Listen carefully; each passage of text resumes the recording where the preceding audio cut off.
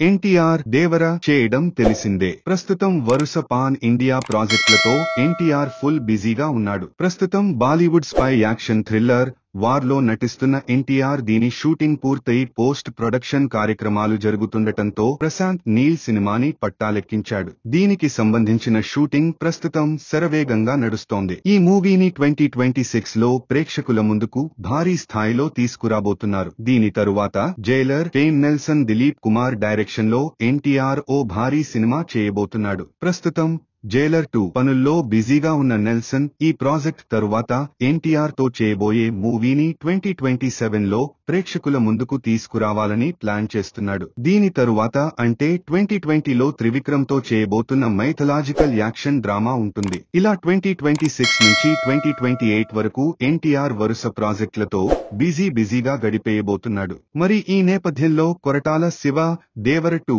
పరిస్థితేంటనే talk వినిపిస్తోంది. 2026 నుంచి 2028 వరకు ఎన్టీఆర్ డైరీ ఖాళీ లేకపోవడంతో ఇప్పట్లో కొరటాల శివ దేవర 2 పట్టాలెక్కడం కష్టమనే వాదన వినిపిస్తోంది. ఈ క్రేజీ ప్రాజెక్టుల మధ్య ఎన్టీఆర్ కు దేవర కోసం డేట్స్ కేటాయించే పరిస్థితి లేదు.